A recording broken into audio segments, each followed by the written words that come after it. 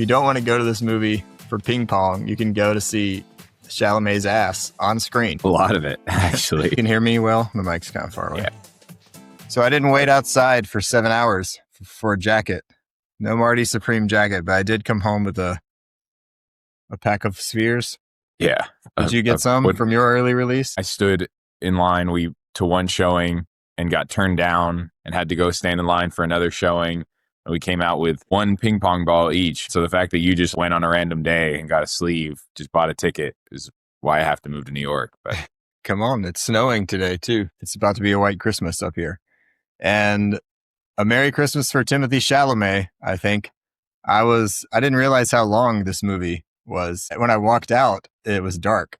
But I mean, I never for a second wanted it to be over. Everyone's like, oh, it's going to be so fast paced because it's a Safdie brother. But it was true. It was just like ping pong odyssey. Some people came away from Uncut Gems like, this is too stressful. I don't like these movies. I don't want to be a part of it. But it's still awesome. I roll my eyes at that criticism. And you mentioned that the Safdie brothers split up for this movie. The thing that got me the most excited about this movie was going to see Smashing Machine, made by Benny Safdie, the other brother. And it was so boring. And it was a movie that the story was really interesting. It's an early wrestler and he's got a drug problem and his girlfriend's trying to kill him. And it's like, what I'm watching is interesting, but you're making it boring. So I walked out of it and I was like, Marty Supreme is going to be amazing because clearly Josh Safdie's the one with the juice. And it played that way. I was just about to say, I bet Benny is feeling the pressure from how successful this has been. And this morning I saw a hilarious tweet that did not age well. Someone quoted September 16th, 2024. We get an announcement. Tyler, the Creator, joins Timothy Chalamet, Gwyneth Paltrow, and Josh Safdie's Marty Supreme. And this person quotes it and said, no, you don't understand. Next year we'll have Tyler, the Creator, Timothy Chalamet, and Gwyneth Paltrow doing Wired, autocomplete, and trying a British snack. Yeah. And now didn't quite. And now this shit is everywhere.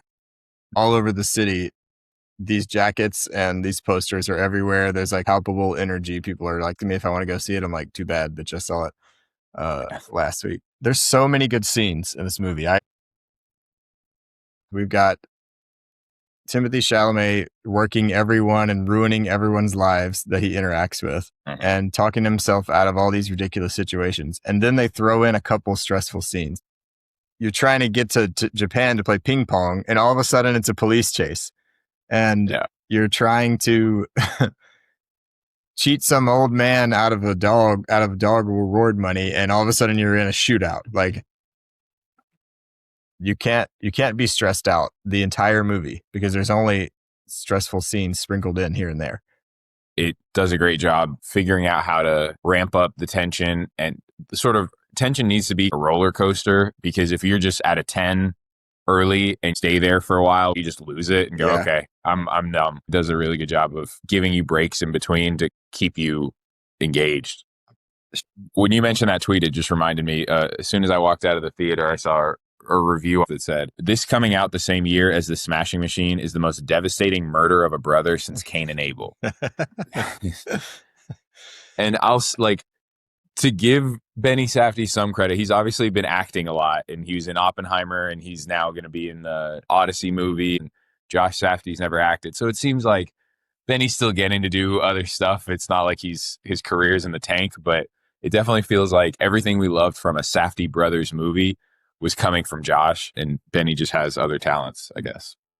Well, one went with The Rock in their first role, and one went with Timothy Chalamet. I don't think it's fair to just throw Benny off to the side, but he did choose The Rock. There's just a magic when I watch Timothy Chalamet that just jumps off the screen. That's why I was so pissed off at the Wonka movie, because they spent half the movie talking about this family when you could have been using this incredible actor who is this incredible character that I wanted to hear more about. And this movie, that mistake was not made. It was all Chalamet all the time. I'm actually trying to think, was there one scene where he wasn't in it?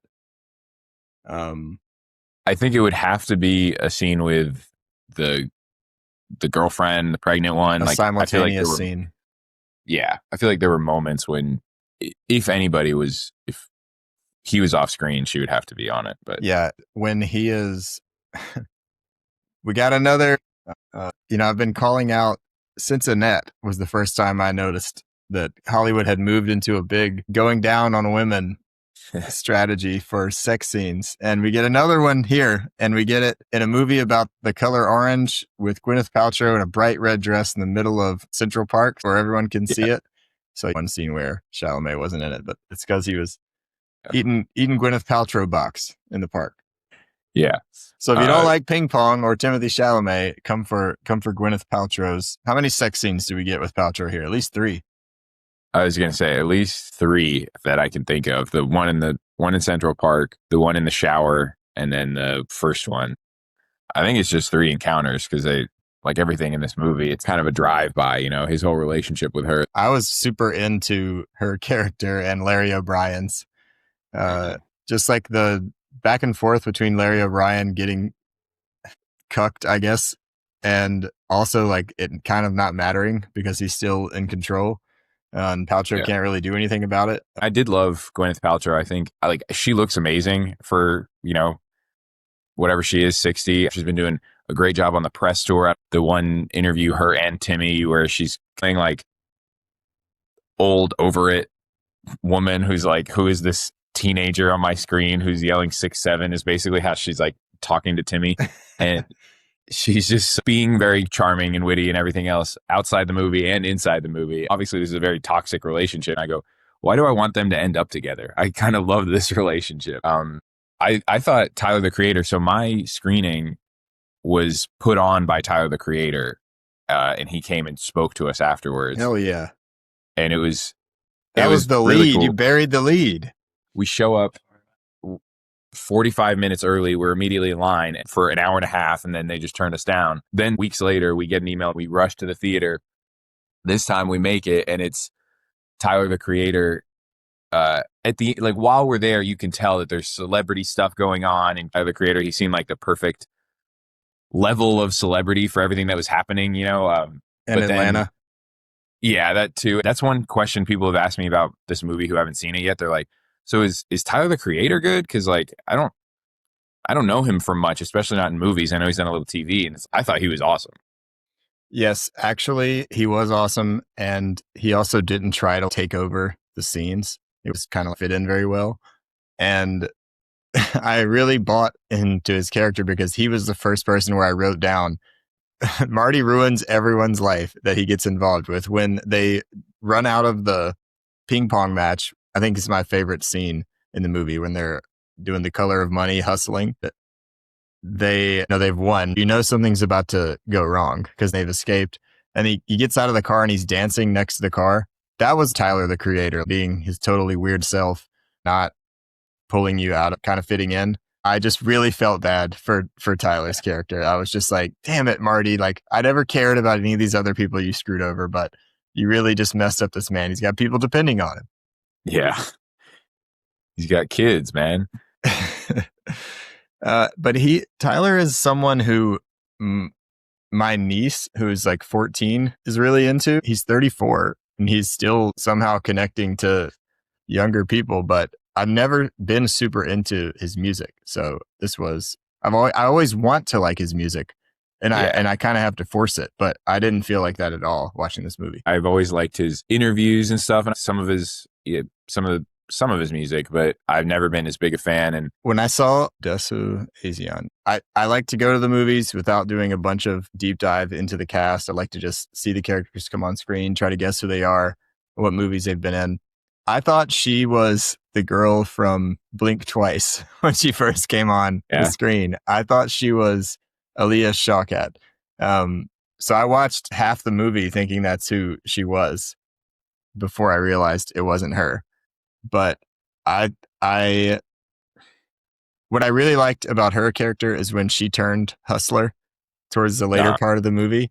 Before that, she was just kind of like, I don't have any strong opinions, and I don't want to sit here and just be like everyone was great. But I did love her turning hustler, and she sold Marty on it too. Coming in, all I could think about more of my thoughts were about Uncut Gems than about this, and just how they compare and how these two movies are in conversation with each other. And I thought her character and the way that she ends up sort of matching Marty is one of the things that makes this movie different, gives it what I thought was, it's a more mature, self-actualized, self-aware movie that is also a little more hopeful, obviously, because how could you be any less hopeful than Uncut Gems? It's a pretty devastating ending to a movie. But I'm not going to sit here and say, oh, all the acting was perfect and everybody gets an Oscar, but she obviously pulled it off. Fran Drescher, met her at the airport a couple months ago. You did? Yes, and as someone whose mother loved Nanny Fine, that was super fun. And we only get a couple scenes with her, so don't go see this if you're going to see Fran Drescher. She was perfect. I don't think she's acted much. I don't know if she's doing theater or something, or she's in stuff that other people are seeing, but since The Nanny, I feel like she's been kind of quiet. And that's one of the things that Uncut Gems does well too, is you have what you might call stunt casting. Somebody that's like, whoa, so-and-so's in it, Kevin O'Leary's in it, Tyler the Creator's in it, but it's not taking you out of the movie. They do a good job with everybody, which, again, to keep dumping on Smashing Machine, but the third biggest character is clearly a fighter that I'm sure you know. This guy is not an actor. He's a fighter. He doesn't know how to say his line, and he takes up maximum screen time, and you're like, what is going on? Who did this?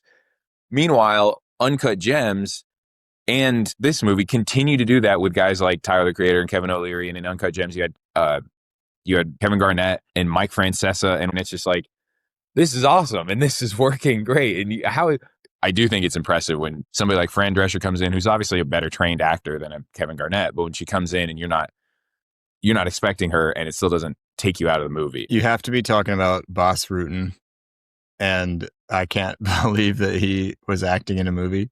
But also, this guy was in a club in Miami, and Brian Urlacher stepped on his shoes or something.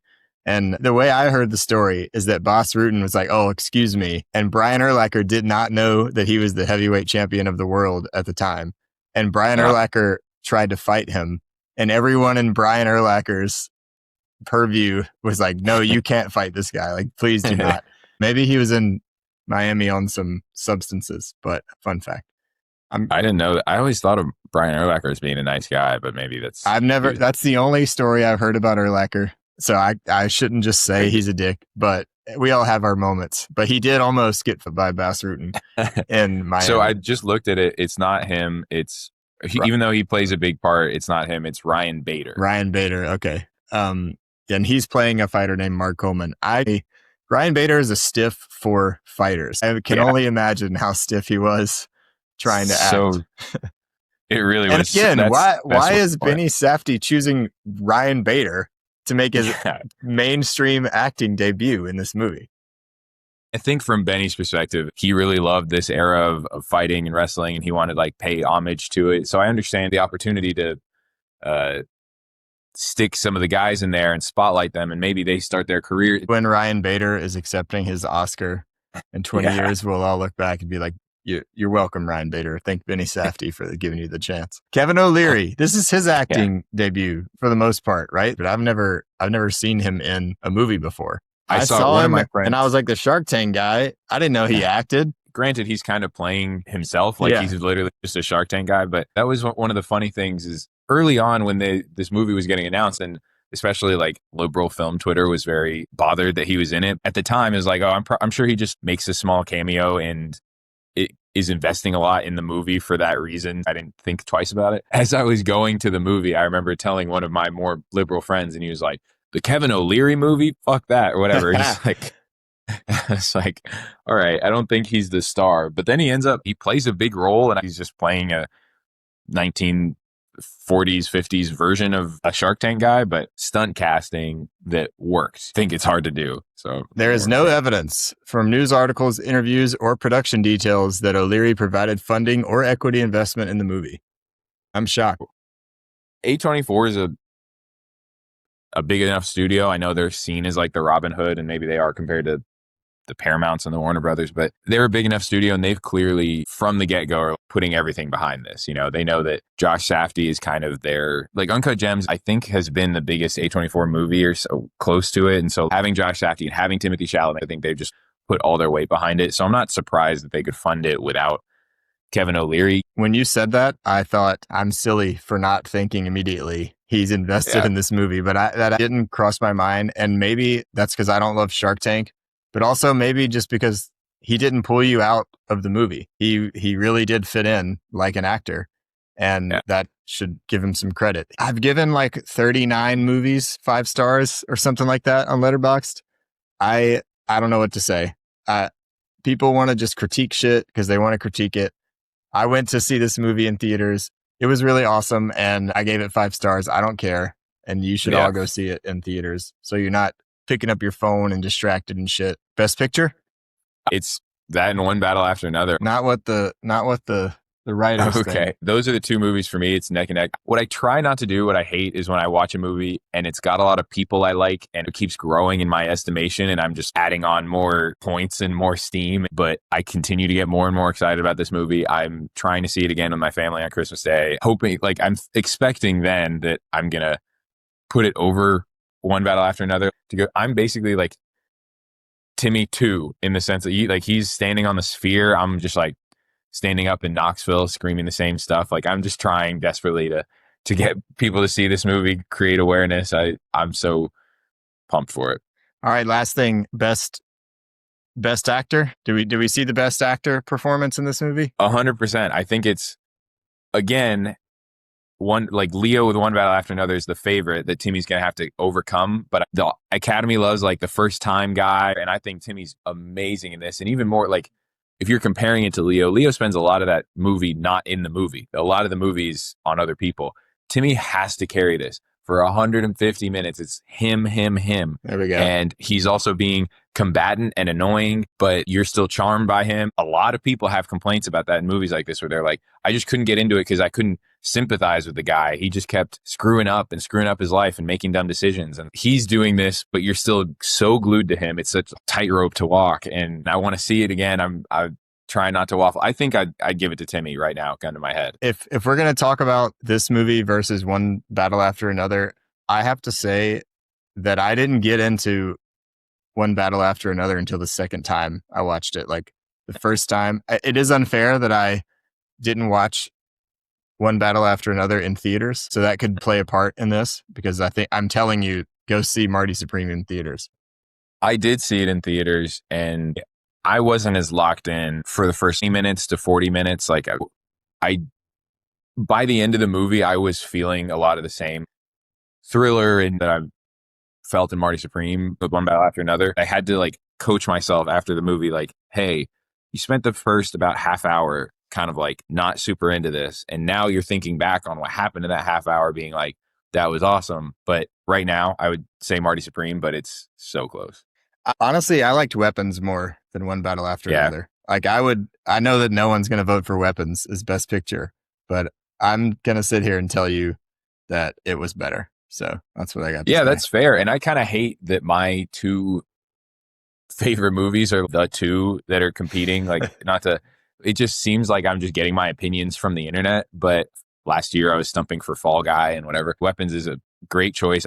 What about the banging in the musty shoe basement? The conceiving, the conception in the musty shoe basement to open Marty Supreme. I think everybody, it's such a, I mean, into it in the sense that it tells you so much so fast. You go right into, he's this charming shoe salesman, and he's also messing it up for this woman. He brings her the wrong shoe, and he just throws her on his pier so he can go in the back and bang his mistress. Yeah, it just tells you so much about how he's just going from one con to the other, and how this girl specifically is obviously, she's pretty brazenly, you assume this is kind of a tight-knit community, tight neighborhood, and her coming in and doing this whole charade, it's like, who are you really fooling, right? She's also living life on a razor's edge when it comes to him, and she's willing to be stupid for him. I don't know if she's stupid all the time, but that whole scene tells you almost everything you need to know about both those characters in a way that's also fun. It's not like just a sitting down exposition. And we don't know that she's married, or they seem to know what was about to happen. So they must be hooking up in the shoe basement consistently. Oh, yeah. And again, in this scene, his mission is to do that, and he gets stopped along the way by his stepdad, who gives him a business card, Marty Mauser, the manager. And we immediately find out like he's getting the hell out of here. He's not doing this. But also we find out that he's kind of a scumbag because his stepdad thinks, if I pay you the money right now, you won't come back. Again, a hustler. I'm trying to scumbag's another good word for it. Like the second he gets that money, he's not coming back. It also does tell you, I think, that what's good about it is it tells you he has good options. Or some options. Clearly, yeah. But like he's clearly a good shoe salesman. The owner, and I thought it was his uncle, not his stepdad, but I could be wrong. The owner of the business is like, you're good at this and I want to give you the business. And he's just throwing that away to make a career of ping pong. I just think it adds more stakes. It's different if there's nothing else I can do. That says something completely different about the person when they're chasing a dream of, ping pong champions. Isn't he like 20? He's so young. The character is supposed to be so young in this movie. It's an important aspect that adds a lot of weight. And again, this is where I keep comparing it to Uncut Gems, but in Uncut Gems, by the time that happens, you could make the argument, by the time we're watching the movie, you can make the argument that the Sandler character, the Howard Ratner character can't just like pack it up and start selling shoes, right? He's a jeweler, and when his jewelry business is falling apart or whatever else, like how hard would it be to start over, that kind of thing. But Timmy has options here, and that's key to the character. I want to come with you so bad during that sex scene. Yeah. And talking about traveling. The semen on the screen got big laughs out of my theater. The semen swimming up the, whatever the biological term is for that. I think most of the theater thought it was funny. So I think it's a good litmus test of where you were at going into the movie. Also, you were right. It was his uncle, not his stepdad. I did misinterpret that. There are really people out there whose family sabotages them for having like bigger dreams, and they're jealous of them doing more than they're going to do. There's several times that didn't personally happen to me. It happened to some of my friends. There are a bunch of times in this movie where I felt like this actually happened in my life, but immediately Fran is calling him and pretending to be sick. And he kind of sounds like a dick at the beginning, but yeah, you hear her whispering on the phone. That was hilarious. Like you clearly see this family is totally full of shit and just doing anything they can to keep him in New York. He has to pull a gun on his buddy. And that's another example. There's a bunch of times where the movie is not super serious and stressful the entire time, but this is one where it flips into like kind of stressful, kind of comedic. To your point about his mom and everything else, it does a good job of telling you like he wasn't just magically born a hustler, right? Like everybody in his family is somewhat of a salesman or a shyster or whatever. Like it's in his DNA. He's been raised by people like this who are maybe do it to different degrees or different whatever, but they're all hustlers in their own rights. And then they're sitting there going, why can't you just stop being a hustler and be a nice college boy, right? Well, you made me this way, So then he gets to Japan. It wasn't in Japan. It must have been in France. Was the first competition in France? Was it in London? I thought maybe it was Paris. Because it's after World War II. They're trying to do him a solid. He walks into a French restaurant that I wrote down. So it's definitely somewhere in Europe, but they put us in, we love Japan now. Japan is one of the most incredible countries to go to. They're one of our biggest allies. This is important to like reposition your thoughts on Japan at the time. And they're like, how did these competitors get around the travel ban to get into the competition?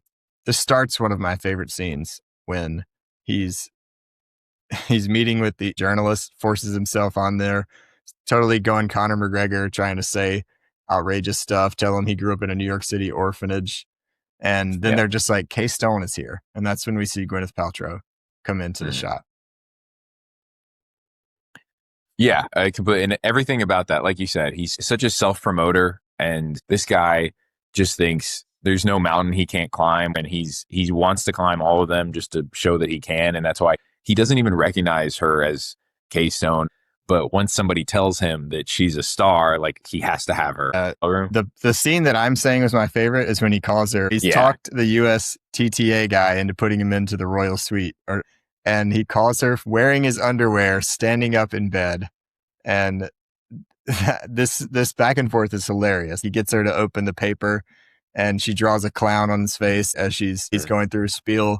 But he keeps working her, and Robin O'Leary comes in and goes all Larry David, just quickly showing like the spark from this marriage is gone. And I kind of thought, like, why does he think that he can get with this girl? And he's like, maybe your husband can come up here and I'll come down to see you. Yeah. It's also so good because he looks like such a child in that whole thing. Just the imagery of him. He looks like he's in Home Alone 2. Yes. He doesn't know the state of this woman's marriage. To him, the concept of like breaking up a decades-long marriage so that he can have this, like, doesn't even enter his mind. He's just like, I have to have this thing. I want this thing because I'm always hustling. I'm always trying to win. The consequences never matter to him. And then she does give him a little opening. She tells her husband, I'm on the phone with Debbie. Then I think he calls her back with I make the apple appear in the bowl. Yeah. What was the point of that? Like, how did the actual apple being thrown across the room into the bowl, like, did that connect to something else? No, I just thought it was an example of him being funny and goofy in a way. He's like, oh, I'm going to do some magic trick. And he just chucked it at a bowl. Like, okay, cool guy. But it was just funny. And obviously she was charmed by it. I think it got a big laugh in the theater for me. She's definitely excited about this. I guess it is flattering to have, he's 23. I wrote that down at this point. To have a 23-year-old chasing you, and maybe it's exotic because you don't know anything about the sport. It's not like you see ping pong videos on Instagram or TikTok today. Imagine just showing up, having never watched a ping pong match, and see Timothée Chalamet jumping over walls and doing trick shots at Wembley Stadium. Oh, it must have been in London because they're playing at Wembley. Yeah, I don't know. That makes sense. And he insults her, very quickly, which is exactly how she's feeling, like she's settled. Yeah, what would the world be without pins? Your pin salesman, rich husband. Yeah.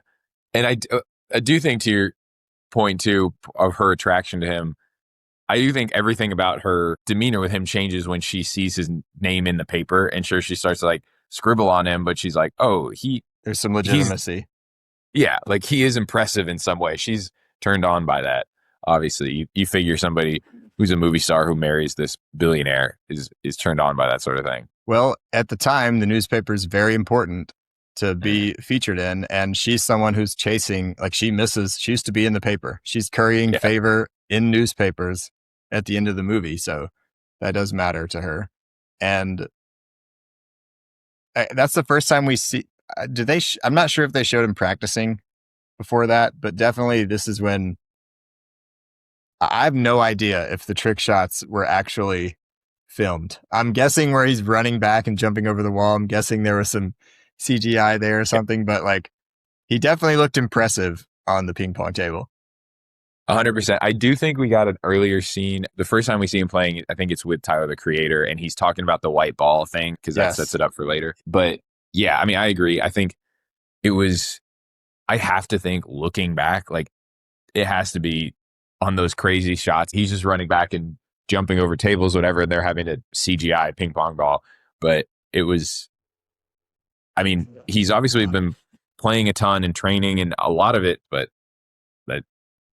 there are stories of him playing on Dune. Have you heard the story he brought the table to the set on Dune, and he was already kind of in character for Marty, and he like stopped himself. He realized he was being a jerk to everybody when they were playing, and he was like, had to stop himself and be like, whoa, I'm not in character anymore. Like, I need to relax. So I'm not sure what he said his reasoning was, but that is a good way to start the rumors for the next movie.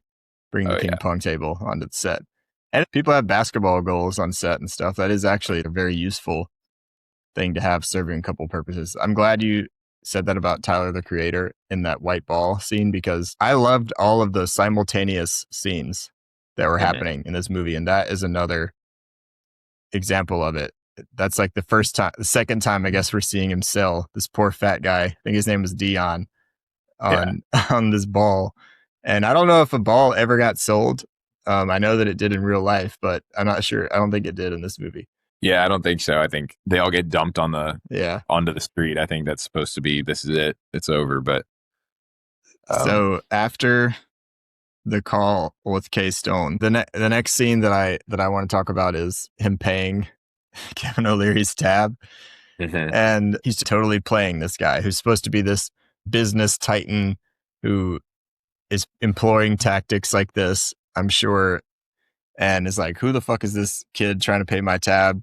Also, I'm trying to sleep with your wife, and I'm working towards that in the middle of this, and you have no idea. Yeah. I mean, I thought that scene, he's just throwing heat. I think within the context of everything that happens later, I also think it's good to say that he doesn't know what he's doing. Like when you, in the movies, there's always like, do you know what you're doing? Yes, or whatever. Ultimately, the way it plays out with him and Kevin O'Leary, but it's so funny. It's funny that he thinks like, yeah, this billionaire, I can just dunk on him like this and literally cuck him in front of everybody. And then like you start to believe in him that he could actually do this, you know? And that's what I think is so great about this movie is it's like Marty has this unimaginable self-belief, but then when you're with him long enough, you start to believe in him just as much as he does. And that just mix of delusion and skill, I guess. Yeah, when he walks over, he's like, where would we be without pins? That's one of his insults. Yeah.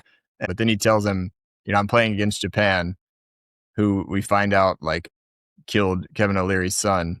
And tennis is the fastest growing sport in Asia. You can sell a whole lot of pins if you watch table tennis, if you work with table tennis over there. I think we also found out right then that was his buddy who he beat during the trick shot scene, and that he used to be the world champion, but Marty has now replaced him. Yeah, I think it tells you in that original, the journalist scene, they tell you that guy was the champion and that he's going to dethrone him. But this scene is where you find out that they're actually friends. Yes, I think before he's just like talking trash about the old ping pong champion, whatever. And this one, it's like, oh no, they're buddies. And this guy's almost like a mentor to Timmy. But one thing that is supposed to have Kevin O'Leary buy into the importance of ping pong is he's like, yeah, the Nazi SS recognized me that I was an incredible ping pong player. And that's why they let me live. They taught me how to defuse bombs and they gave me this purpose. And then we get this crazy scene. And again, this is where like it's comedic and also serious. We get this crazy scene where he rubs his body full of honey he follows a bee to the hive and lets all of these Jewish prisoners lick it off of his body. Yeah, that was crazy. And maybe I'm just naive, but I thought all that was real and credulous. I took it sincerely and credulously. Like, a big part of this movie and Uncut Gems for Josh Safdie is about like he's a New York Jew in a very like heavily Jewish community or whatever, and so I think having the backdrop of the Holocaust and everything that happened, I don't know Safdie's specific background if his grandparents or parents or whatever his family was in the Holocaust, but like it casts a shadow over the whole culture, I guess, and I think that's the reason for that specifically is one of the mentors or father figures in Marty's life. And he actually went through that because that whole scene, when you're watching it, it doesn't sound funny or whatever. It's just devastating, right? Like that scene, I don't think it's ever the honey or anything is ever like played for laughs or whatever. And so it's like, this is how desperate a situation it was. It's trying to give you that to show you why, at least some background on why everybody in this movie is this way and the way they act and everything. So I took it as real. They have to set your mind to this just happened. Like this is in 1950s. Like I know you've seen this in 100 movies, but this just happened for the purpose of this story.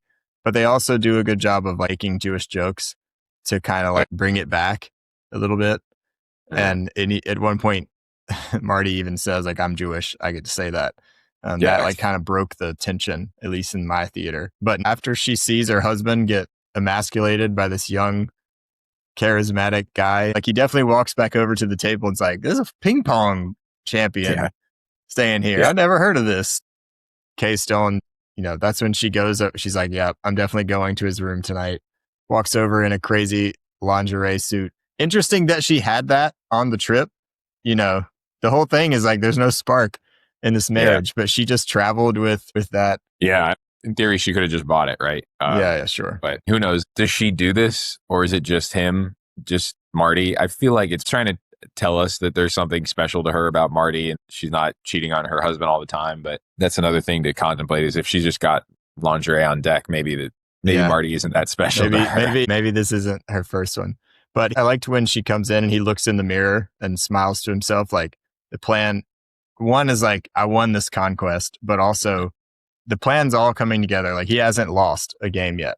And obviously after that scene, they've been setting up this Japanese opponent. Obviously he's going to get his ass kicked in the next scene. Kevin O'Leary comes in, no idea this guy just slept with his wife. And he did a really good job of, this is where he really did do well acting. Like he's like, you see surprise at this sport. And again, he hasn't seen ping pong on TikTok. He has no idea how competitive it is or what it looks like. And then Marty just goes all Conor McGregor and throws a fucking trash can at the judge and totally freaks out at the end. And he's like, this is theater. This is exactly what I want. Like I don't know. It's like apes seeing fire. It's like yeah, you know, that's great. imagine like showing showing my grandfather 60 years ago, showing him the UFC now. It's just like blow their mind. Yeah, it's like when my granddad, when Pop walks into some bar and they've got like America's Funniest Crashes on TV, and he's like, "Man, look at that! Oh, wow!" Yeah. Okay. Then I love the propaganda videos from this time are hilarious now, but they do a great job of showing. And Japan is like crushed. Like the country is totally destroyed at this time. They feel this sense of like complete shame because they surrendered, and they're trying to build their national psyche back up. And they show this hilarious North Korea video where it's like Indo brought shame to the American frontrunner, 3-0, and 100,000 people received him upon his return. He lost his hearing in a raid, and he's just a humble craftsman. I just thought it was so funny, and it was a very self-aware way to give some exposition in a way that was like, hey, we know we're doing this, but we're going to make it really like fun and funny. And I couldn't help in a moment like this and a few others to think of The Brutalist. And The Brutalist like tried to do the same thing with these news flashes that are telling you what's happening, whatever. But those just felt so, probably because the movie is so like self-serious, that it was just like, okay, I don't need you to explain to me the concept of heroin, right? Like it was just ridiculous. Versus this was so like in on its own joke and so funny, and it just worked so much better. And yeah, I think that's the part, being in on the joke without being like, I think so many times now people are afraid to get made fun of on Twitter. So when they do something like this, they go way, way over the top and make it to like, they want to make sure that nobody could possibly think that this wasn't self-aware. And this is just the perfect balance of like, hey, I'm going to do a self-aware joke. And if some idiots don't catch it and want to call me stupid, so be it. I'm going to try to execute it in the best way possible. Speaking of The Brutalist, I'm so happy that Anora won Best Picture over that movie. I thought that movie was come on, too easy to say it was brutal, but like that, I really just, God, I was slogging through that movie. And so we talked about eating from his own table in Jaws, but we get that again here right after he hooks up with her and then loses. Kevin O'Leary invites him, I guess, to lunch to discuss this offer. And yeah, we just heard, this is a great, honestly, like this is not his best sell. We just heard him tell, and maybe this is because his whole thing is like, I have incredible self-belief, and maybe he doesn't even believe in himself here, but like we just heard him talk about how it's ridiculous that they're traveling with the Harlem Globetrotters and what they do is beneath him, and he doesn't want to work halftime shows. And then I like it from a negotiation perspective. Like he's trying to sell Kevin O'Leary on, no, you got to pay me more. This is great. But he always, right when he gets something that he wants, he insults the person. Like he thinks, I've got it. I'm going to throw a crazy insult in here. And he's just like, you want to entertain the Japanese and they murdered your son. Yeah. And I think to your point about it's not his best sell, I think this is the first time he felt like he really lost, especially in ping pong, right? Like maybe I'm sure he's lost some exchange at some point in his life, but this was like, it was so devastating to him. Like he said, isn't there the line comes earlier, right? Like, what if you lose? And he goes, that never even enters my consciousness or something like that. What if this dream doesn't work out? That doesn't even enter my consciousness. Yeah. So with this, like losing that match, you can tell like it was so unimaginable to him. It never crossed his mind. And so I do think that whole scene is setting up how devastated he is. And one, because he's doing the Harlem Globetrotters thing, even though he's been shitting on it. But also because he's just rattled, you know, in that meeting, he's rattled. He's not himself. You can tell that he's desperate, you know? And then we go right to Kevin O'Leary's like, fine, you're an asshole. Go do your halftime show. And then immediately, like, it's pathetic. He plays against the Seal in Brussels. Yeah. And did you catch any of the players? Did you catch any of the NBA players in the Harlem Globetrotters? I was trying to, but I couldn't make anyone out. Kemba Walker. Oh, really? Kemba Walker, who I only know because I'm unfortunately a Charlotte Hornets fan. And I didn't pick up George Gervin was in there, but really? you're gonna be sad that you didn't pick out the other one. It's Tracy McGrady. Really? I was like, literally as soon as it happened, I was like, okay, I know Josh Safdie's such a big NBA fan, whatever. He had so many little, obviously, Uncut Gems, it was like more relevant to the movie, but he had so many little sprinkles in there. And every time he goes on a podcast, he's talking about the early 2010s Knicks and Marty Stoudemire and whatever. And I'm like, so as soon as that happened, I'm like, okay, I'm going to recognize somebody. And I'm like looking like this, and I couldn't make anyone out. So that's crazy. Especially Tracy McGrady is so, like he has such a distinctive face, a distinctive look. Like I think he was a good cast because for some reason, like he does have a distinctive face, but it just fit right into like what you think the Harlem Globetrotters look like. Yeah. And obviously Kemba Walker, like he fits in seamlessly because he's, you know, he doesn't stand out physically, or necessarily have a super distinguishable face, but and those are all three guys are such different ages too, that it's crazy that they all like blended in together as one team, you know? I didn't notice George Gervin. I only saw him on the cast list. I'm guessing that he was a coach or something. I doubt he was actually playing in the game. But both of them, New York Knicks. I don't know if Chalamet had anything to do with who they picked. They had uninspiring New York Knicks careers, but they still played there. Well, so did everybody else besides Carmelo Anthony and today. Then I just want to talk about Fran one more time, Fran Drescher, because we didn't get much of her. But I really liked how he comes home from this Globetrotter experience. He's still kind of in the midst of his loss. You know, he's got 3 back-to-back losses now. Ping pong, negotiation with Kevin O'Leary, and you got to call the Harlem Globetrotters experience a loss. And he's pissed at his mom, Fran, for eating and drinking in his room. And she's like, I just go in there to clean. Why would you be in here cleaning? Like, I'm not here. But it was a really like a touching scene later when he sneaks in and you see that she's sleeping in his bed because, you know, she misses him. Definitely. And I also think it's just funny. He's been gone for how long and he's been whatever. And he's like, don't come in my room. It's like, what? You don't pay rent to this place. I think she can come into the room when she wants. What are you talking about? Also, can you just steal a piece of the pyramid? I mean, that was crazy. But if anyone is going to do it, it'd be Marty. But imagine going through customs and getting caught with a piece of the pyramid. Yeah. But that's when we finally get to see that he does have a good relationship with his mom. Like even though he's coming home immediately being an asshole, like he's like, oh, I did think of you and I brought you this. Yeah, definitely. And I still think I prefer Uncut Gems to this, but what's different is that it's obviously very similar characters and very similar story, but this is like much more self-actualized and more introspective and self-aware, and it's interested in why Marty is the way that he is in a way that in the way that Uncut Gems isn't interested in why Howard is the way that he is.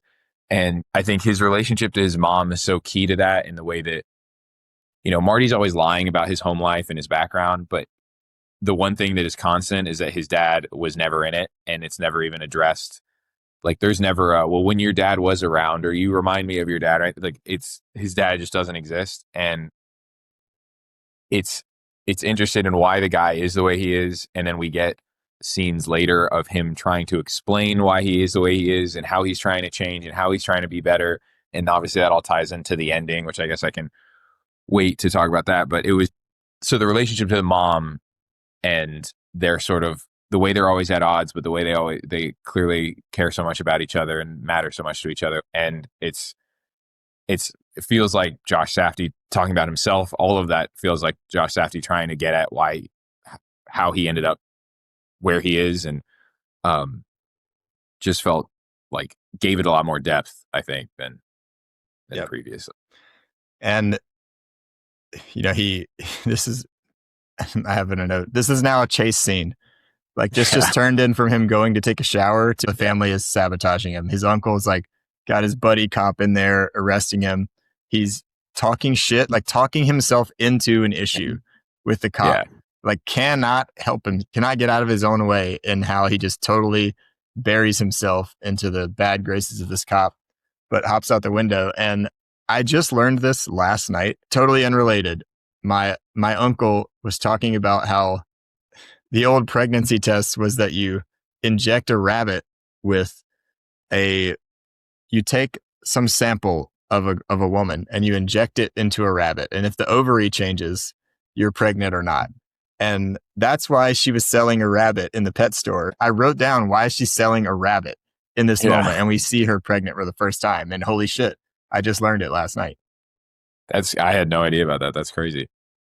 But then we get to, I really liked how they reveal this to Ira, her husband, because he's being a huge dick to her and they're not hooking up. And he's like, all right, sorry, I'm a dick, gives her a hug, and Ira walks in.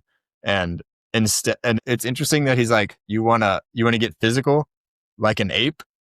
And Ira just flips the script on him, goes outside and tells the cops he's hiding in here. Yeah. No, I agree. It's like Marty thinks he has this guy figured out, which I think we learn later that he's being played a little bit and he doesn't know as much about this guy or the marriage as much as he thought he did. But he's like, he thinks he has him figured out, and he's like, oh, this knucklehead, his knuckle dragger, I should say, the first thing he would do is punch me. And the fact that he does what Marty would do instead, he outthinks him, is just so good. Now we're moving into another one of my favorite scenes. He's finally with Tyler, the Creator, and what's Tyler's name in this? Wally. He's finally with Wally, and they're just having a hilarious back and forth in this hotel room. Did you get that the guy was a mobster when he comes in with the bloody, I guess now maybe the dog had blood on him. Like they did a great job of camouflaging this guy as just some like senile old man who doesn't give a shit about this hotel owner and loves his dog. I just assumed when he had all that money but we don't know that yet. He's just walking into the lobby. You're saying when he walks in. Yeah, no, definitely not that point. And the guy just gives in. He's like, you can't bring that dog in here. You can't bring that dog in here. And by the time the guy goes into the elevator, he's like, watch that dog. Yeah. I mean, thought that was another like perfect environment for chaos for this whole thing. And just the way that, can you just picture that shitty hotel in New York where he's telling everybody all these things aren't allowed and they do it anyway, and it ends up destroying the whole place and whatever. It's just so funny. And I keep saying this is my favorite scene and then talk about the lead up to my favorite scene. But my favorite scene is actually when the bathtub falls through the ceiling. And I bought it, I let it go, whatever, but like some more serious injuries would have happened than what we get away with. But it was fucking hilarious. I was not expecting that at all. And, I'm thinking the dog is dead. I'm thinking this guy's arm's chopped off. And Marty like helping him while naked is another hilarious part of this. And then out of that, he can't even get his $2.50 back from the hotel manager. Yeah. that the whole thing was just so funny. And but it too, it's again, Marty, they explicitly told him don't run the bath or whatever, and then he just does it, and then it breaks, and he's like, I didn't do anything. What is this? You got to give me more money, whatever. Like completely indignant, always looking for the the hustle, the way to get the one up on somebody else. I didn't know that he actually told him don't run the bath. I thought he Yeah, was just like trying to haggle him. I told you not to run the bath. I thought he was lying. But I also like the racist jokes between Tyler and Timothy in this.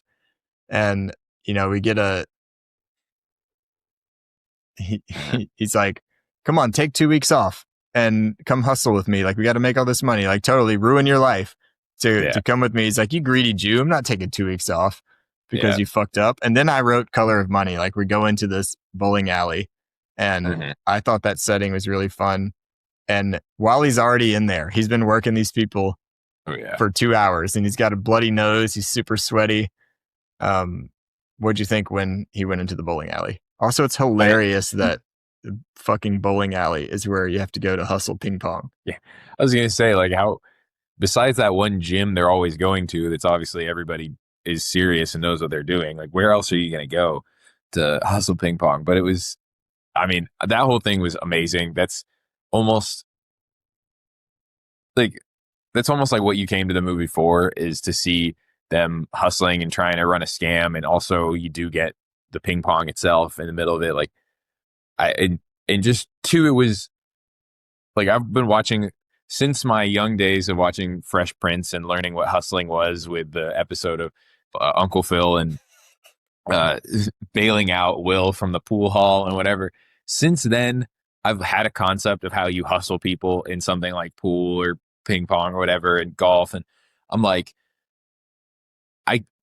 I kind of know what's supposed to happen, or in this, I really couldn't go from one step to the next. I was like, I don't know how this is turning into the next thing and the next thing. It kept me on the edge of my seat, like trying to puzzle piece together what the scam actually was, or what they were going to do next, or what's the next step in their scheme. And I thought that was a really fun aspect to it. I feel like when I watch these hustler movies, sometimes I just buy into it quickly because I know they're supposed to be a good hustler and that's what they're doing. But while he's been in there for hours, it's so crazy. People that are schemers, they spend so much time trying to get the prize. They could have just worked an actual job and earned per hour the same amount. Like, while he's been in there for hours working these people, and they love the game of hustling these people. That's why they do it. And he's in there with this crazy story about how his fare ran out on him and choked him unconscious, and then he beat him up and stole his wallet. Like, and that's, again, like Tyler, the creator, is just like being himself here. Yeah. And I thought that was fantastic. Yeah, definitely. And it was also, like, he endeared himself to this crowd of guys, and they were all rooting for him, and they felt bad for him and whatever. Look, and it's impressive that he's endeared himself so quickly, because he is black. This is in the 50s, right? And as soon as Marty starts playing him, he's like, I didn't know you guys played table tennis. You must have robbed someone to get in here to have enough money to afford to play. Yeah. So again, I just thought like the jokes like that were very well placed. But the part that really, really got me here, Seth is the tall guy that he ends up hustling and supposed to be the best player. Everyone, if you've been in a relationship or you're married, like, guys are always getting caught up in some bullshit competition, and the girlfriend's like, come on, the lane's open. I've been waiting all day to go bowl. And he's like, I'm playing ping pong. I'm still playing ping pong. And he just can't resist. He leaves for like 10 minutes, and he just can't think about anything other than beating this guy in table tennis. And definitely ruined his girlfriend's night, because he goes over there, loses all his money to fucking Marty Supreme. Like, that was my favorite part of the movie. 100%. I mean, that one felt so true to life, and it's one of the few, besides, like, we get the three women who are interconnected to Marty between his mom, Gwyneth Paltrow, and Rachel, but otherwise it's all men in this movie all the time. And like, that is such a true to life, like, relationship situation that, and not just he ruined her night because he lost all the, he turned around and was like mad at her for everything he did, and like, It was so funny. And in a world of like, a lot of these people are not people I deal with on a daily basis. Some of them are, but like a lot of these characters are out there. Like this felt like, oh, I see this every day with either myself or friends or whatever else. Remember last time we went to the bowling alley and you got beat up at table tennis by a little Jewish boy? Yeah. And now you can't afford to take me out? Like, yeah, Yeah. I heard that immediately in the scene. And we don't even see the match, which I love. We just get to imagine Marty beating him, and they escape with the money, and they're just like carefree and risky. Like, this cab is all Wally has, but he's willing to get out and let it roll down the street while he dances and celebrates. Even Marty is a little like, are you like, he takes a second to get into the dancing in the street. Like, this is fucking crazy. Like, Yeah. you're going to let your livelihood roll here? But they're all like, they're doing the classic celebrate before the finish line. Even forget Yes. the dancing. They're clearly not that far from the bowling alley if the other guys caught up to them so quick. Like they're just like, all our problems are solved. We're saved or whatever. And the reason they do that is not just because they're dumb. It's like the feeling they had right then is the reason they do all of this. So they don't even care about the consequences. They like, at the end of the day, they're like, whatever. And the voice in your and my head going, dude, take this money, pay back your debt, whatever. Like, you're not done yet. To them, they're like, whatever, dude. Like, this is what I do this for. This is why they I'm love here, the game. you know? Yeah. And this gas station scene, I lived this. I rolled up to someone's house in high school.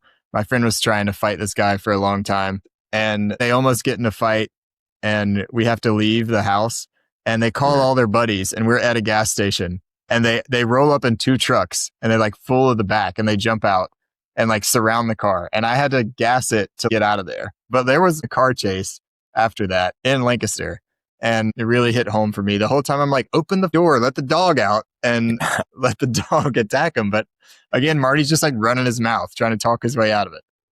Yeah. 100%. That was Obviously the dog sets up the shootout later. Also, I have to say, like, they celebrate before the finish line. That's a good way of putting it. And then they fucking hit a light pole. And I'm just like, damn it, Marty, you fucking ruined Wally's life. He's got children, man. Like, what's wrong with you? But then after that, the dog chases them and a fog like appears, and the dog disappears into the fog. I didn't understand what that was. I just thought it's like trying to be ambiguous. Like, we know the dog got away, and it's kind of hinting in that sense, like the dog's going to show back up, and somehow you're running into a fog, and like, we don't know where he's going, and we don't know his future is murky, I guess. Like, it's foggy even, but it's not like, we don't know where and what. We don't know any of the specifics. And then we get Rachel starting to sell him. He shows up at the ping pong practice place. And your girl's in the back. She's pregnant and scared. And she's got a black eye. And I guess he goes home then to deal with this. I did not know, after he sneaks into his room, I did not know why he picked up the trophy. He hits. In the moment, I assumed it was because he, like, this is a prized possession of his. Yeah. Like, goes to show how much his, like, he's grabbing all his worldly, or his few worldly possessions, and he grabs a ping pong trophy because, like, that's what matters the most to him. But yeah, nope, KO's Ira. Yeah. Which is a pretty ballsy move, because Ira's a big boy who he just said he made fun of for acting like an ape. And if he misses with that trophy swing, like, you've crossed the line. You've taken this to a very dangerous space. Like, that's not going to go well for you, buddy. Yeah, definitely. And that scene was just crazy. Like, it just, the way that it was shot, he just walks in, bam, and just walks out. It was like, I don't know. And then he's trying to get back in touch with Kevin O'Leary because he's so broke and he can't afford his trip to Japan. I have mementos of his sons. I can mail it to him. I felt bad for the receptionist. Like, obviously, you answer the question there. Like, how could this person know all of this stuff? And it immediately gets him in. I thought and that immediately leads into the stage, right? Her practicing, rehearsing on stage. I thought that was such a great scene. because you just like see again why Gwyneth Paltrow is so attracted to him.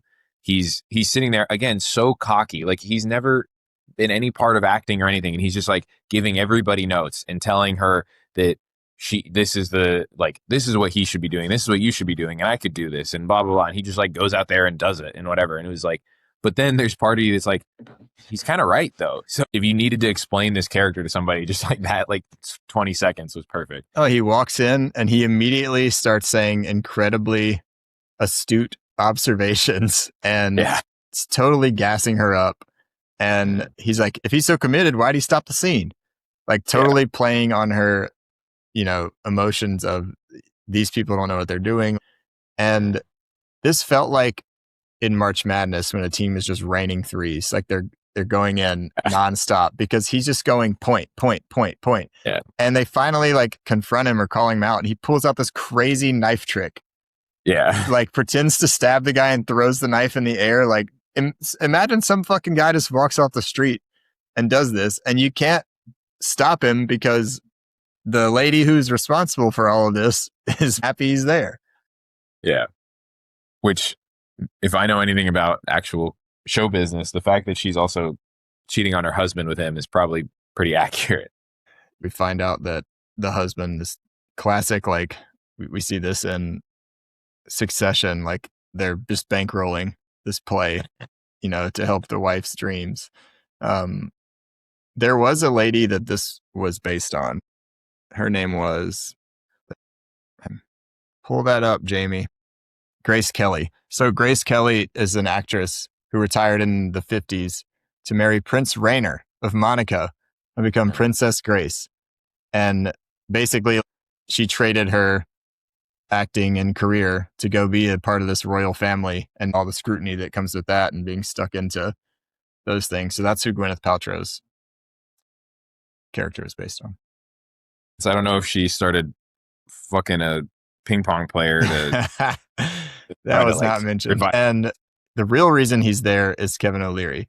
He's not really there for Gwyneth. And he runs outside and Kevin O'Leary telling him to go around and get into the car and the car just speeds off. But sorry, Kevin. Because you did that, he's going to bang your wife again in the shower. Yeah. Again, another example of him losing and not being used to it, but then he goes and gets a consolation prize, I guess. And this is when he thinks that he's won.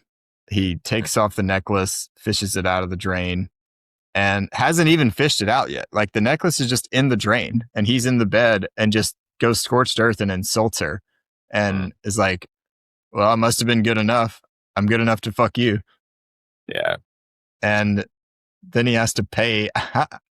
He doesn't have $2.50 to get the hotel room. How much does it cost for a plumber to come snake a necklace out of a drain? Yeah. The whole thing is him having to your point, like doing it ass backwards and like you could have just worked a job instead of doing all this. And, but I think the part about him berating her just speaks to the chip on his shoulder, right? That motivates him constantly. And he feels insulted or looked down on or condescended to by her. And so he is desperate to like scream a bunch of insults at her and prove himself or set her straight or whatever else. And he can only keep it together for short periods when he needs something from her. And the second he thinks he doesn't, he just unleashes. Exactly. Same thing with the cop interaction. Yeah. And this is also where she's like, do you have a job? How do you pay for this dream? Like, what's going to happen if your dream doesn't work out? And that's when he's like, I just believe in myself, lady. Failing doesn't enter my mind. Yeah. Fucking just totally does not care about all these people in his life. This is nuts. Calls Rachel and tells her to steal Dion's car, his dad's car from the house that he's staying in. He's shoved her up in this apartment and just come on. And then they wreck the car that they stole. And they don't get the dog. And then they show back up and they're like, we wrecked your stolen car. Now put my sister back up in your room. Yeah. Yeah. The guy they're staying with, Dion, like he's one of the few peers that Timothy, like they seem like genuine friends up until this point. And then you just see how much he's using him and how much he has complete reckless disregard for his life, basically. And that was the part with the makeup or whatever. To me, it was just like I think I mentioned this earlier. He met a match, right? Like she is also hustling him, Yes. and he's never, even like I said before, that his family, his uncle, his whatever, like they all, his mom, they're also hustlers to other degrees, but he's always outsmarting them, right? Like he's beyond them. With her, she tricked him, and this isn't the first time. Like she got his ass, and that I think is kind of sweet in a way. Like they're kind of made for each other. Yes. But it's I love that scene for that reason. I was like, oh man, he has a like a counterpart. So I didn't suspect that at all. And he tells her, "You're amazing at acting," in that scene. And he's like, "This is the kind of shit my mother would do to me." And they're just like totally ignoring Dion. And the only way he can get them out is to pick up the ping pong balls and throw them out the window. Yeah. Um, Which is, it's ahead. funny that like that's such a big part of the marketing is the orange ping pong balls, but that's the only use they ever get is just bouncing on the streets of New York. But When you say they're made for each other, he'll cast everyone aside, even when they're helping him, and not care. And she has, kind of betrayed him here, like made him KO her husband. yeah, And he's still like, "I will help you. I'm not going to abandon you. I'll help you leave your husband." And she hesitates. And he's like, "Fuck that." But then this is another simultaneous scene here. Um, he has to go out on his own. And now we have the simultaneous scene here is him hooking up with K Stone in the park. And Rachel goes back and just is like, "Fuck it. I got to tell him this isn't your baby." And then we just see Ira freak out. "It's Rachel. It's your new mother-in-law, Fran Drescher." yeah. But what's funny, but what's funny about that, from Rachel's perspective, like it's so telling that even then when she tells him it's not your baby, he doesn't hit her. And so like she has been painting this picture to Timmy for years that he's abusive and whatever. And Marty thinks that that's how he is. And she has been playing a long con is the point. And it's been working. And I thought that was. And at that exact time, there's something about like the recklessness of her and something about the recklessness of Marty and Kay here, because she just doesn't care. She's like Rachel at this time. She doesn't care if this is found out. She's hooking up with him in the middle of the park in a red dress. And they're not even in the shadows. They're just in the light. Yeah. As a public figure. And I think it's like that recklessness is part of the attraction, because you do see she cares when they actually do get caught. She flips out and immediately breaks down and it's like begging or whatever. So I think if asked to really reckon with the consequences, all of these people involved are like, they do care, but it's just the feeling of flying by the seat of your pants and not caring is what they're addicted to or getting addicted to, or what attracts them to Marty or whatever. So I think that's why. And he gets the necklace, and again he celebrates with some he celebrates sexually before the finish line and has it snatched right away again from the police. And then Ira's upset. He's put on this whole marriage, and Rachel's made him look like a fool. And Kay walks back into her party that Kevin O'Leary's putting on for her, and he's like, "Imagine having to entertain your wife's guest for this play that you despise right after it, and you have no idea where she is." Yeah. It's definitely, and he's clearly not somebody who puts up with that sort of thing. Like you can tell he's just so affronted and pissed off. I don't know, but I have a question. So he's totally shameless, Marty, in this entire movie. Like no matter what's going on, he'll keep pushing for more for what he wants. But I couldn't help if there was a sense of like, he opens the door and sees her crying, like she's coming to grips with everyone hates her play and she's never going to get her career back. But he doesn't go in and push her more then. he instead goes down and begs the husband. So I was wondering why he did that.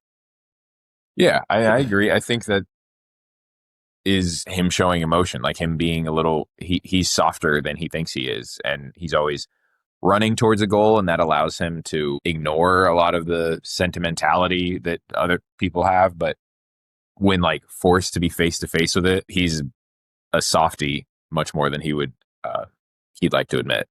I'm gonna cut this and put this in the front too.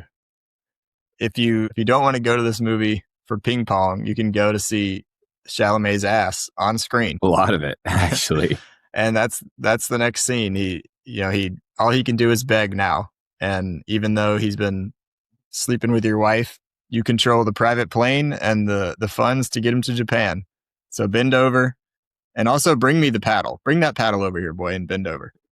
Yeah, which again, I mentioned the Brutalist, but this is another one that reminded me because this is I think a 1-to-1 to the rape scene in the Brutalist, but this one is I think funnier and more effective and comes up more naturally and is also less like, well, it's very heavy-handed. I don't think it's not as heavy-handed as a literal rape. So that's a wild take. I'm not sure that's gonna. You said this is a 1-to-1 to the rape scene? It's in like what they're trying to do, what they're trying to say. It's supposed to be like the artist has to debase himself to get funded by the billionaire or whatever. Like it's trying to do the same thing within obviously different contexts of movies. All right. I'm glad we added some context to that. I thought that he was going to reveal that he knew about the wife's relationship as he's like, this one's for me, this one's for whatever, bonus round. I thought he was going to be like, and this is for sleeping with my wife. Like, I've been allowing you to do this the whole time. I'm really in control.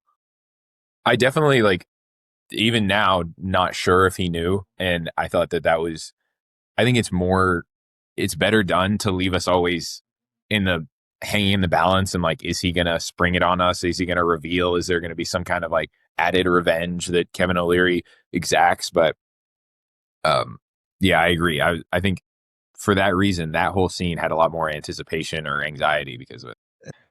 Now we're getting to the shootout, the big shootout scene. But before, he's like, finally, I'm going to practice. And, the mobster's got your girl in the back. And I thought Tyler, the Creator, was going to help him or something. Cause like, that's the last time we see him. He's like, while he's been waiting on you the whole time. And he sees him kind of like get taken out of the building with the mobster, but we never saw him again. I thought, yeah. And I thought like Timmy like waves him off kind of. He's like, I'm good. Okay.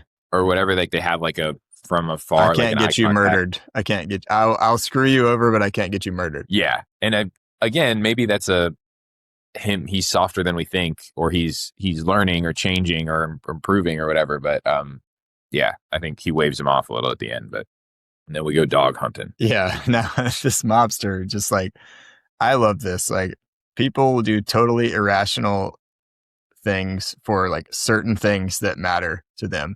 And this guy doesn't care about anything but his dog. He is just like, I'm going to go over here and I'll die to get this dog back. Yeah. I mean, and ultimately that scene, it's so crazy that you're suddenly in the middle of like a shootout scene and you're like, how did we get here again? Oh, someone's dog ran away. Like, what is happening? And it's totally nuts. Like, the pregnant girl is in the car and gets shot in the shoulder or something.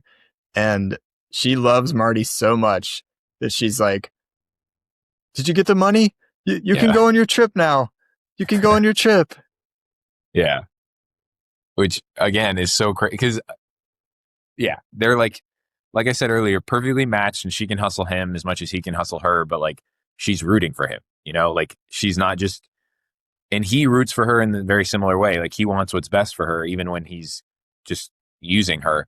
And so I think that's a perfect example of that. Like she just got done lying to him and cheating him and whatever, but she's also just like wants him to have what he wants and wants him to be happy. She actually tells him she doesn't want him to go in the hospital. And he kind of seemed like he wanted to be there for her, but he gets bailed out by the doctors. The doctors are like, oh, we can't have you here. You can't be in the OR. You got to go to Japan. And once he gets there, I thought this was going for a color of money, like he's going to face Endo because he's not in the bracket. Like there's going to be like the real game, the best game is going to be played between these two in some private setting. And we know he has to throw the game. He can't get, it was sealed that he was going to act out once the director of the tennis tournament is like, no, we're not putting you back in, you fucking obnoxious American. Yeah. But that scene about when he's talking to the ping pong director, like that was, he's like trying to explain himself, why he is the way he is, whatever, in a way that I thought was like Josh Safdie speaking for himself. Like, hey, I grew up in this place and this is how you have to be to survive. And I just am this way and I'm trying to be better. And I know I'm whatever. And like all that stuff. And I think it just gave it the movie a lot of like emotionality. It's funny that you interpreted it that way, because I interpreted it as bullshitting. Yeah, like I could play that game where people would be like, I can't help the way I am. Like I was brought up this way and I'm not emotionally mature enough to just change, even though I know it's wrong. But he did throw the game, but the loser having to kiss a pig, like that was just too much. Yeah. I mean, it was definitely in our understanding of a lot of Japanese stuff, like the game shows that we'll watch or whatever, where it's just like purely humiliating people. You're like, okay, I see. These are the beginnings of that, you know? But there's one Japanese guy who wants a real game. There's one guy out there that wants to see a real game, as he just like totally says, fuck it. Like, I'll go home. I'll figure out how to get home. I'm gonna beat Endo because I don't have a chance. And that guy gets the crowd riled up, and now it's on. And all the ping pong was awesome. I thought it was so cool having that little, like, you know, Rocky 2 moment.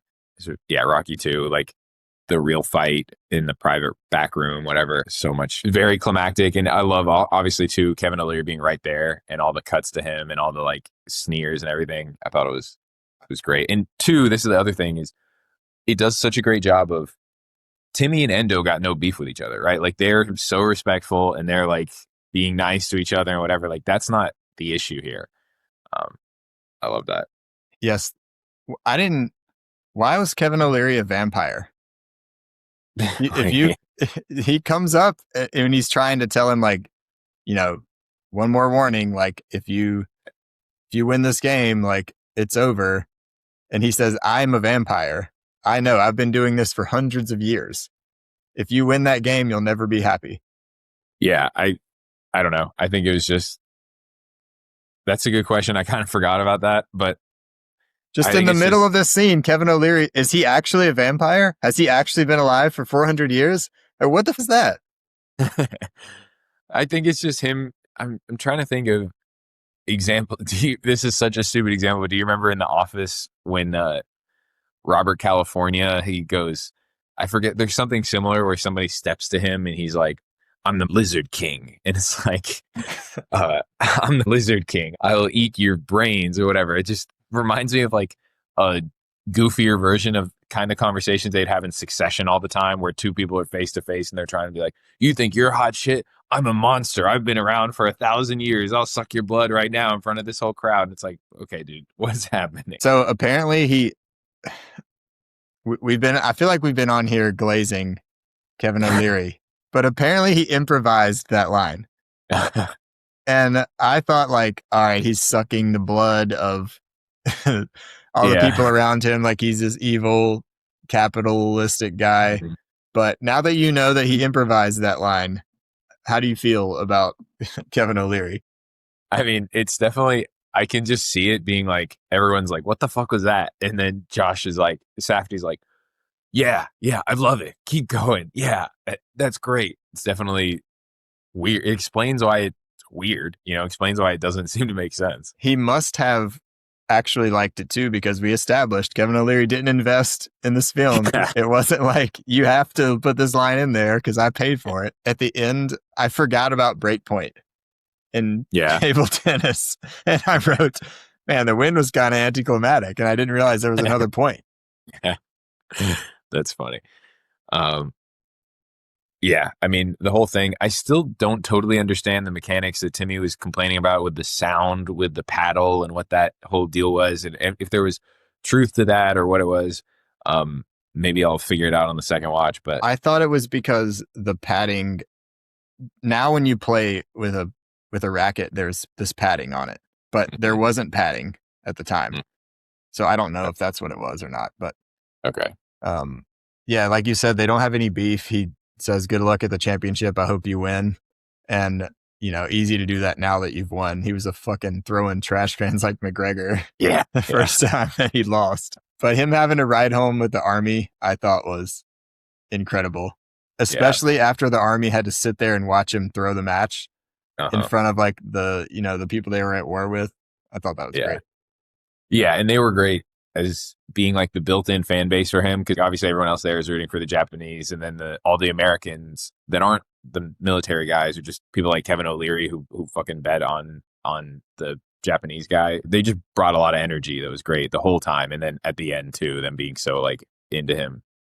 Yeah, like you also feel that too when they get off the plane or whatever, and you're seeing all the soldiers run to their wives, their families, and you just see the loneliness of Timmy and the way that he's um kind of pushed everyone away. Obviously, he has a lot of people in his life, but he's either screwed them over, pushed them away, or done whatever. And you feel that sense of loneliness, which I think dovetails so well into the finale. Which, again, to keep comparing to Uncut Gems, it's like it just gave this like added meaning, I guess, to all this hustling and this whole lifestyle and craziness. That at the end, it he's when he goes and he sees the baby, and I thought about this a lot because I asked my wife when we first got out of the theater, was that a boy or a girl? And then I ultimately landed it was definitely a boy. But I also thought like that made it so much better, because if it was a girl, you could say, oh, he's a dad now and he's going to be protective of his daughter and he has something more important to live for. But the fact that it's a boy, it's him, and it's he now gets to sort of break the cycle and give this kid something that he never had, so that he doesn't have to have this empty hole in him that he's trying to fill with success and winning at ping pong. And like the way that he just immediately breaks down, it says all of that in no time. And I don't know. I thought that I still, as of now, I still prefer Uncut Gems, but this is what made it so like it has a different sense of emotionality and maturity and depth that I don't know that I don't think Uncut Gems did. But anyway, I just like that's what I thought was so special, and like taking similar story and taking it to the next level from the last one. And one of the things I love the most, like my big takeaway from it. So we didn't talk about when they're getting pissed, when he's like, "Do you pull out? Does Ira pull out when y'all have Yeah. sex?" And she's just like, "Really? Are you really asking that?" I think that was a pretty, reasonable question that you two need to come to a conclusion on. Yeah. But I'm assuming it is his child at the end of it, and it's good that he's taking responsibility, but we technically don't know. Yeah. Yeah, definitely. I think that reminds me of like Curb Your Enthusiasm, where we know that Larry David most of the time, like he's kind of being a jerk, but a lot of times you like, I kind of agree with him. Like I know he's being a dick, but like this is a fair, like I can sympathize with where he's coming from. This is a similar thing. It's like you literally just had the baby. Like maybe if you're that concerned about it, we can have this conversation later. And just the way he's doing it too, he's not being like he's not handling it well. But yeah, I Well, that agree. happens before she has the baby, but yeah. Right, yeah, but like she's been selling him. She's sold him multiple yeah, times and fooled him in this movie. It totally could be Ira's baby. Yeah, exactly. Like you have no idea. She's been hustling him, so you don't know. But yeah, I okay. Anything else? We did 2 hours. yeah. Uh, I think I've said everything I could possibly say. Well, that was fun. I will get to work, I guess. What are they called?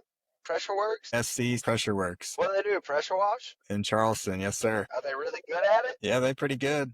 You need them to pressure wash that driving record you got, Elliot.